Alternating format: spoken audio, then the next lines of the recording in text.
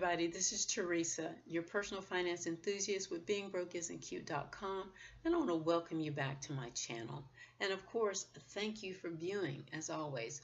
Before we get too far, I want to remind everybody to like, share, and subscribe to my channel, and hit the little notification bell so that as new videos come out, you will be notified. Thank you so much. This episode, we are talking about giving yourself some credit, which is discussing the different components of our credit score. My information is coming from myfico.com. That's myfico.com. And that stands for the Fair Isaacs Corporation. They have a algorithm that calculates our credit scores based on the different components of our credit history. And what are those components? Well, I am so glad you asked. I'm going to pop up a quick little graphics here, and this gives us a description of what goes into the credit score.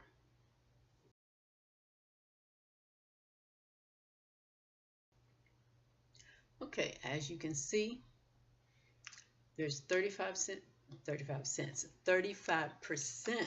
that goes to your payment history, 30% to the amount owed, 15% to your length of credit history, and then 10% each for the credit mix that you have and new credit that you have or you're trying to get. So let's go in a little bit more detail about each one of those. Your payment history. Of course that makes sense because creditors are interested in how you paid people back in the past. And that is a good thing. If you paid people consistently, they're going to assume that you will pay them consistently. If you kind of been hit or miss in the past, they're going to kind of assume you're going to hit or miss now. Now you might say, well, Teresa, that's not fair. Back in the day, or we had some financial issues, blah, blah, blah. That's true. But again, it counts for 35%. It doesn't ruin your credit, but it can take a pretty good bite out of it. So it's important to pay on time as many times as you can, even if it's just the minimum payment. If things are tight and you're kind of squeezed, just make the minimum payments if that's what you have to do for that month. But it's important that you pay on time, or give your creditor a call and let them know that you're going to be late, and you may be able to work out something where it doesn't hit your credit score, as long as you're not doing that too often. Okay, the second piece is the amount that you owe. And that can be a little bit confusing, because it's not saying that high debt is bad. That's not really what they're saying, because people they're buying houses and cars and all that kind of stuff. And of course, houses can range from all kind of, you can go up to 20 million, 30 million, 40 million, where most people's mortgages are somewhere in between I think they said 70 to 200,000. So that's a lot of money. But they're more looking at, let's say you have $50,000 in available credit, and your credit is at 49,000. That's going to set off some bells, and that will hit your score because you're using a higher percentage of your available credit. And they're looking at, if you've used all this credit, first they want to know what are you using it for, and two, they're considering, do we need to give you more credit if you've already kind of sucked up what you got now? It's a catch-22. What are you going to say? You need more credit? They're looking at, you've used up a lot of your credit. Catch-22. Third is the length of your credit history. And that's basically them looking at how long you've had credit. I mean, when did your credit history begin? How long have specific accounts been open? It looks really good to them when you've had an account open for a long time and you paid them consistently. A mortgage is a good example. Car loans tend to be 3 to 4 years, but car loans have gone all the way up to 10 years. And they like to see that credit history where you've shown where you can pay consistently. Also, they want to look at when was the last time you even used your credit. So all that's important. Next, the third piece, not third, sorry, lost count. Not good for a finance person, huh? But no, your fourth piece is your credit mix, and that's basically the type of credit that you have. Do you have credit cards, mortgages, car loans, installment loans, finance loans, all of that kind of stuff, student loans, that. And it's not that any of these are good or bad or that thing, or that you even have to have all of them. They just want to see the mix of what you have. What would be bad is if you have, let's say you have 5 credit cards and they total $20,000 and you've managed to charge up $19,000 of it. That's when they get concerned. So your credit mix is 10%. And then the final piece is new credit, which is another 10%. And what they're looking at is how recent your credit is. And the way that it was explained is they get concerned, or it shoots off red flags when you are you get a lot of credit in a short amount of time. Some of this can be explained. Maybe you're trying to establish your credit, so you're going around and you're getting maybe the retail credit cards. 1 or 2 of those might be fine, but you don't want to have a whole string of them. Then they're getting concerned. It raises different kind of red flags.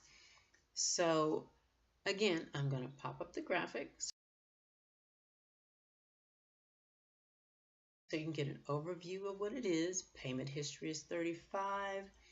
Length of history is 15. The amount owed is 30. Credit mix and new credit are both 10.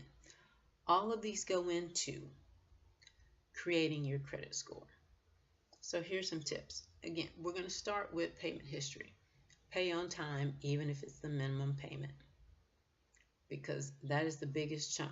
If you want to destroy your credit score, start missing payments or not making payments.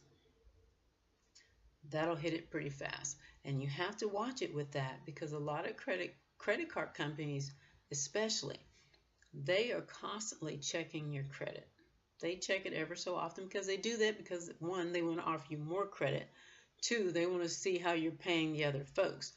And if you are behind or your credit starts to struggle with other companies, if you read closely in some credit cards information, if you go bad on somebody else's credit, they, even though you haven't missed a payment with them, can increase your interest rate. So you have to watch that, because sometimes it's a domino effect. You really have to watch it. That's why I say, if you can, if all possible, at least make the minimum on time. You can always send them more money. A credit card company has never sent me back money, extra money, ever. Doesn't matter when I'm paying. They're like, no, Teresa, your payment's not due to the 15th. We're going to send you this back. It's only the 12th. No, they take that money and keep it. Your length of credit history. If you can, when you're trying to establish your credit, make sure you get maybe a retail store, but you keep constant credit. You don't want to be in and out of credit. And this is only if you're trying to build it up. You need to find a couple of accounts that you keep long term, because that's what they're looking for. The amount owed, we discussed this. Keep the percentage of your credit actually in use down. They're looking at your debt ratio. 50, 60, 70%. Do not go up to 80 and 90% of your credit, because that's when they start kind of looking at what are you doing. Your credit mix. Of course, you don't want a ton of credit cards on there, but at the same time, Credit cards aren't bad. No, very few options are bad. It's really how you're paying them and how much you owe them. And finally, new credit. Do not try to jumble all of that into a short amount of time, 6 months or less. So that's what goes into your credit score. There's some tips to help you out. Again, you can find this information at myfico.com, or if you have any questions, shoot me leave a comment below with your question, and I'd be happy to respond. That's it for this episode. I want to again thank you so much for watching. I am happy to be back. I know I've been out for a minute, but I am happy to be back. All is well, all is good. Thanks for your prayers. Well, again, that's the end of it.